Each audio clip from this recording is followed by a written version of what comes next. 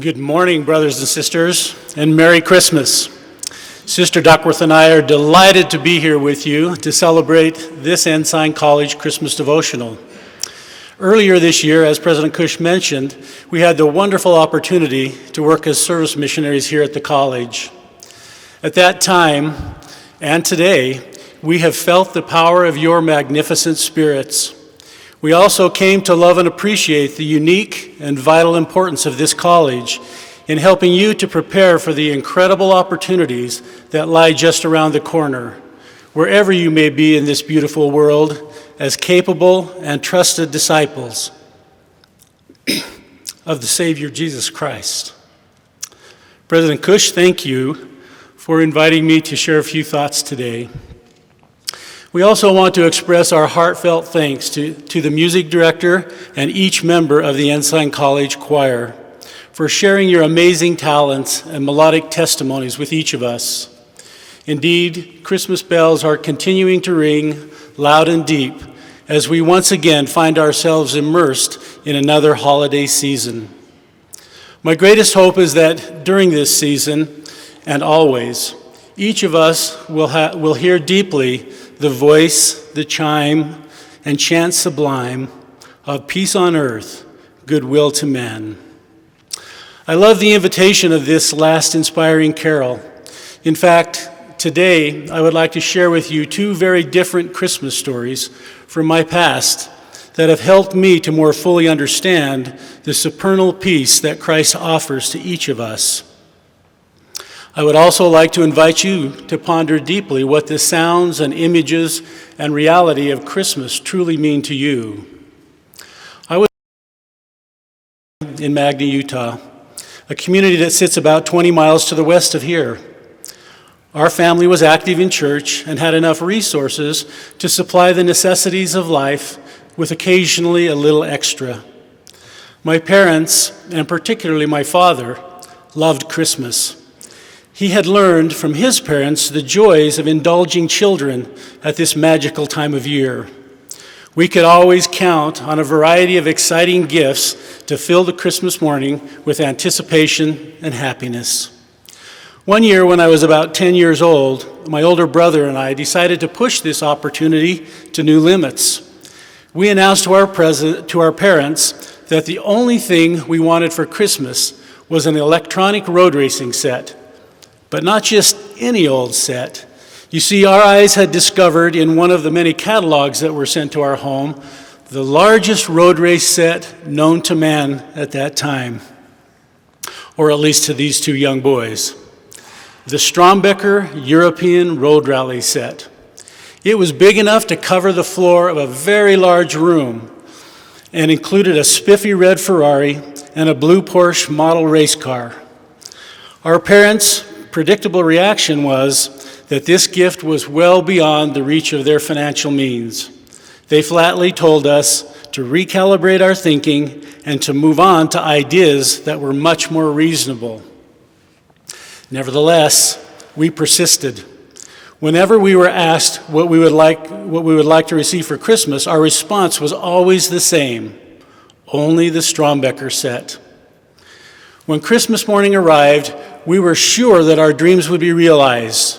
When we entered the Christmas room, however, our anticipation quickly faded. Each of us had a small stack of gifts, but there were no boxes sufficiently large to meet our desire. We painfully opened the gifts provided, only to find a few needed items of clothing and some other stuff that seemed really quite inconsequential. Wow. For the first time, Christmas morning was going to be a downer. I think I was so shocked that I was actually holding back tears while trying to feign the parentally expected look of gratefulness. About that time, my dad asked me to get him a glass of water. That seemed like a strange request for that early in the morning, sitting around in our pajamas, but I complied. When I returned and handed him the water, he had a strange look on his face.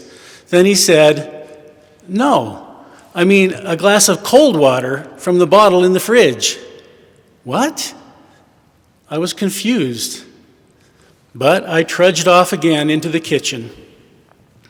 Then suddenly, oh, wow. Right there in the middle of the kitchen was the biggest gift wrap box I had ever seen. I don't know how I missed it the first time. I screamed to my brother that both of our names were on this behemoth. He ran into the kitchen, and together we ripped into this once-in-a-lifetime surprise. Over the coming months, we spent hours playing with and eventually nearly destroying this amazing Strombecker Road Rally set. From that time on, I always thought that would be my most amazing Christmas. So fast forward now with me about 9 years. The busted up parts of the all but forgotten road race set were in a box buried under an avalanche of other boxes in our storage area under the staircase. I, on the other hand, was on the other side of planet Earth, far from my family and friends, and about to face my first Christmas away from home. Some of you here can probably relate to this experience. I was a full-time missionary, serving in the south of France, having arrived in October.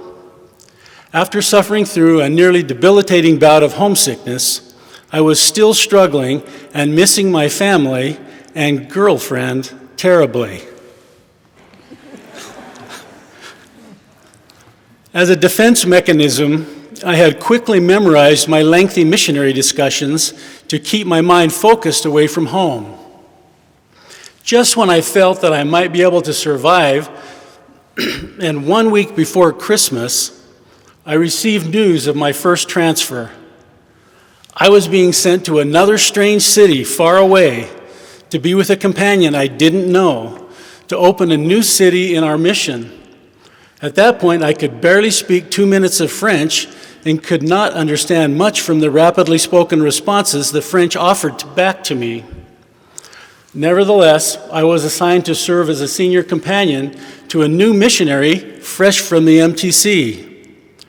And to my horror, most of my Christmas packages from home had not yet arrived. That meant that I was being transferred with virtually no connection to home or anything even vaguely familiar. On Christmas morning, it was almost more than I could bear. The quiet in our apartment was overwhelming. We did our best to be cheerful as we went through our morning missionary routines. But by noon, we were on the brink of unspoken despondency.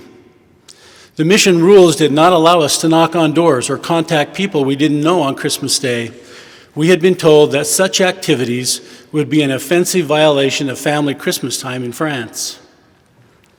And since we didn't know anyone in town anyway, I frankly had never felt lonelier in my life. By mid-afternoon, we decided that we needed to get out of our apartment.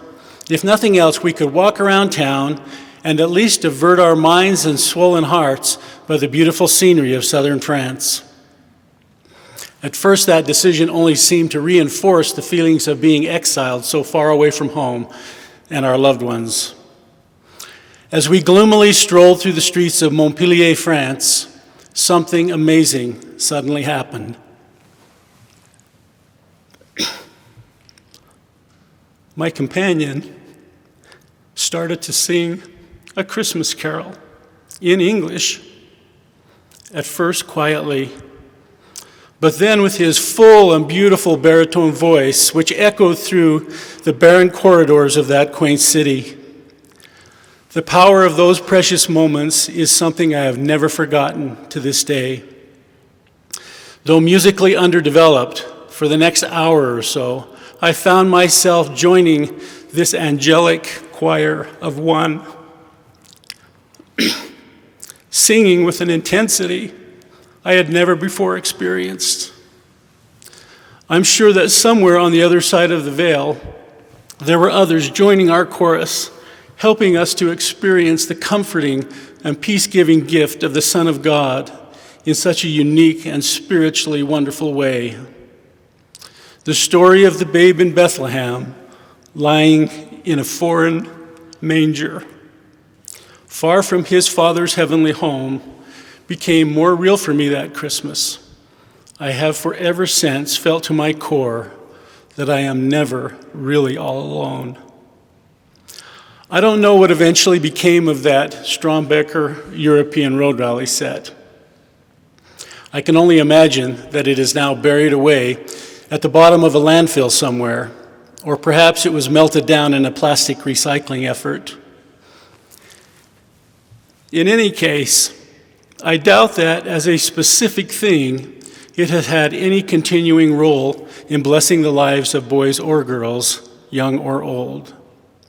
But what I do know is that the gift of the Savior, found in part on the distant streets of Montpellier, France, has continued to profoundly change and bless my life, along with millions of others, every single day, wherever and whenever we choose to find him. Here is what the Christmas bells and the precious gift of the Christ child continue to mean in my life. I know that I am a child of a Father in heaven who loves me enough to walk with me every day of my life so that I need never feel alone again. He offered me the gift of his Son, who came with the specific mission to lift me personally back to my heavenly home. That Son began saving me from my weaknesses and folly many years ago, and has done so many times since. I have come to know him, to love him, and to rely on him. When I manage to keep my mind and heart in the right place, I can feel him gently guiding me to think and feel and act in ways that are more fully consistent with my divine nature and eternal possibilities. He never fails to help me have the desire and enhanced ability to love all of his children the way he does. He fills every waking moment of my existence with a profound and renewing sense of commitment to a higher and holier cause.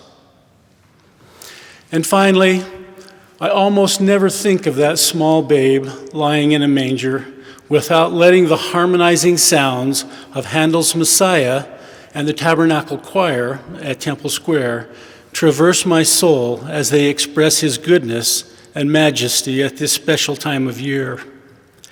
These sounds most nearly approximate what I heard and felt on that lonely day in France. I hope that in your mind you can hear it. More importantly, I hope that in your heart you can feel it. For unto us a child is born, unto us a son is given, and the government shall be upon his shoulder, and his name shall be called Wonderful, Counselor, the Mighty God, the Everlasting Father, the Prince of Peace.